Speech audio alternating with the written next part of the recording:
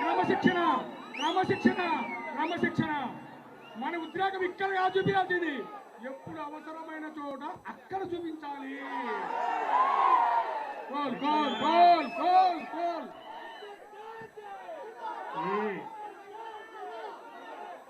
Silence గా ఉన్న దయచేసి అర్థం చేసుకోండి. మన ఉద్యమం పతాక స్థాయికి వచ్చింది. ఏ మాత్రం మనం ఇప్పుడు చిన్న చిన్న పొరపాట్లు చేసినా ఆ పేరుతోటి మన ఉద్యమాన్ని అణిచివేసి యాజమాన్యం పై చేయి సాధించాలని చూసేయడానికి అవకాశం ఉంది. అందుకని ఇలాంటి కీలక సమయంలో చాలా పట్టుదలతోటి, ఓపికతోటి, క్రమశిక్షణతోటి మన కార్యక్రమాన్ని జయప్రదం చేసుకోవాలి. వర్షం అడ్డంకే, నిప్పుల వాన కురిసినా, పిడుగులు పడినా, ఉరుములు ఉరిమినా, పెను తుఫానులు వచ్చినా సరే ఈ రాష్ట్రంలో ఉన్నటువంటి విద్యుత్ కాంట్రాక్ట్ కార్మికులందరూ ఐక్యమై పవర్ చేసి నాయకత్వంలో ఈ ఉద్యమాన్ని ముందుకు తీసుకుపోవడానికి సిద్ధంగా ఉన్నారని చెప్పేసి ఈ సందర్భంగా తెలియజేస్తా ఉన్నాం. ఈరోజు అధికారులు పెట్టినటువంటి ఆడియోలు విన్నాం. పచ్చి అబద్ధాలు. ఒక కంపెనీకి సీఎండిగా ఉన్నటువంటి ఒక అధికారి అన్ని సమస్యలు పరిష్కరించామని చెప్పేసి పచ్చి అబద్ధాలతో ఆడియోలు పెట్టారు. అందుకే దయచేసి ఆ మైక్ లాస్ట్ లో వినపడట్లేదంటే కొంచెం మైక్ సంబంధించిన వాళ్ళు చూడండి. పచ్చి అబద్ధాలతోటి ఆడియోలు పెట్టారు.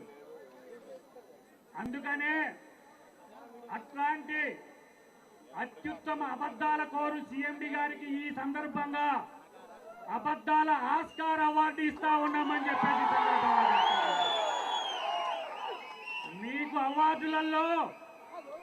అవార్డులు అబద్ధాలలో అవార్డులు, మోసముల అవార్డులు, కాంట్రాక్ట్ కార్మికుల పొట్టగొట్టడంలో అవార్డులు తప్ప వాళ్ళ కోసం పనిచేయడంలో అవార్డులు లేవు. మీకు ఏమడుగుతా ఉన్నాం మేము, మీరు చెప్పిన మాటలు నిజమే అయితే ఉద్యోగులు కానీ, కాంట్రాక్ట్ కార్మికులు కానీ ఇంత పెద్ద ఎత్తున విజయవాడ నగరంలో కథం దొక్కేటువంటి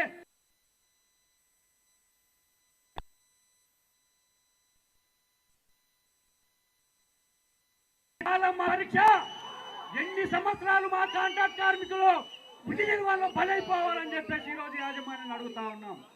అందుకనే యాజమాన్యంలో ఉన్నటువంటి అధికార యంత్రాన్ని కూడా చెప్పదలుచుకున్నాం. అయ్యా, పుట్టిన వాడు ఎవడు కూడా 1000 సంవత్సరాలు బతకడు. ఎవడు 1000 సంవత్సరాలు బతకడానికి ఈ భూమి మీదకి రాలేదు. మీరు అధికారులుగా ఉన్నప్పుడు, అధికారంలో ఉన్నప్పుడు ఈ రాష్ట్రంలో ఉన్నటువంటి కాంట్రాక్ట్ కార్మికుల్ని సంస్థలో విలీనం చేయండి, రెగ్యులైజ్ చేయండి, వాళ్ళ ఉద్యోగులకు కల్పించాలని చెప్పేసి ఈ సందర్భంగా అడుగుతా ఉన్నాం. ఏమడుగుతా ఉన్నాం మనం? కుదరదు కుదరదు కుదరదు. ఎందుకు కుదరదు?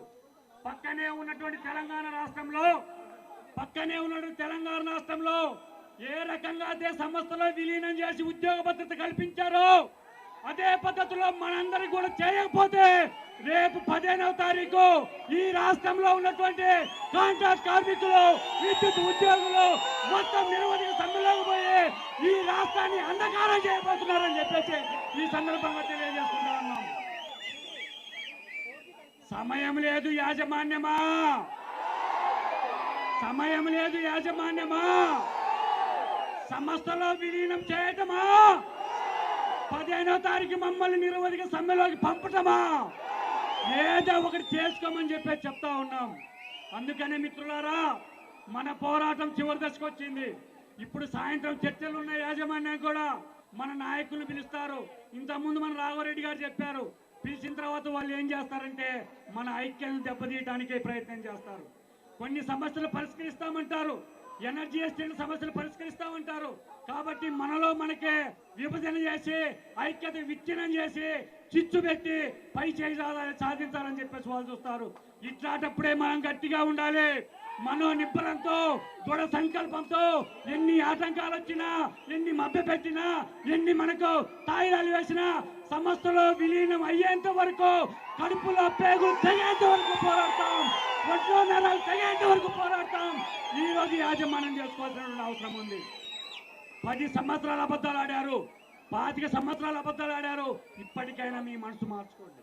మా కాంట్రాక్ట్ కార్మికుల పట్ల ప్రేమతో ఆలోచించండి. ఎన్ని సంవత్సరాలు అబద్ధాలు అబద్ధాలు అబద్ధాలతో మీరు మోసం చేస్తారని చెప్పదలుచుకున్నాం. అందుకే ఈ రోజు యాజమాన్యాన్ని అడుగుతా ఉన్నాం, అయ్యా మా పిల్లలు చనిపోతా ఉన్నారు, ఉద్యోగ భద్రత కోసం కరెంటు తీగల మీద కాలిపోతా ఉంటే మీ ఒంట్లో ఉన్నది గుండెనా లేక బండనా అని చెప్పేసి ఈ సందర్భంగా అడుగుతా ఉన్నాం. మీ మనసు కరగదా? ఎన్ని సంవత్సరాలు మేము వీక్షించాలి, ఎన్ని సంవత్సరాలు మేము ఆలోచించాలి? ఎప్పటికైనా కూడా ఉద్యోగ భద్రత వస్తుంది వస్తుంది వస్తుంది అని చెప్పేసి మా సంవత్సరాల తరబడి మా కుటుంబాలను ఆలోచిస్తా ఉన్నాయి. అందుకని మిత్రులారా, ఈ రోజు ఈ ఉద్యమాన్ని మనం ముందుకు తీసుకెళ్ళాలి, ఈ ఐక్యతను కొనసాగించాలి. నేను చెప్తా ఉన్నాను, జేఏసీ నాయకత్వాన్ని విజ్ఞప్తి చేస్తా ఉన్నాను. జేఏసీ ఉద్యమ చరిత్రలోనే ఇంత పెద్ద ఉద్యమానికి నాయకత్వం వచ్చినటువంటి కృష్ణయ్య గారు, రాఘవరెడ్డి గారు, శేషారెడ్డి గారు, మిగతా బృంద మిత్రులందరూ కూడా చరిత్రలో నిలిచిపోతారు. మా 27,000 మంది కాంట్రాక్ట్ కార్మికుల యొక్క జీవితాలు నిలబెట్టండి, వాళ్ళని ఆదుకోండి, వాళ్ళని ఒత్తిడి పడేయండి, వాళ్ళని విలీనం చేసేంత వరకు కూడా మీరు నిలబడాలని చెప్పేసి ఈ సందర్భంగా విజ్ఞప్తి చేస్తూ, ఈ అవకాశం ఇచ్చినటువంటి మీ అందరికీ ధన్యవాదాలు చేస్తూ, ఇదే ఉద్యమ స్ఫూర్తిని మనందరం కూడా కొనసాగించాలని చెప్పేసి విజ్ఞప్తి చేస్తూ సెలవు తీసుకుంటా ఉన్నాను. థ్యాంక్ యూ, ధన్యవాదాలు.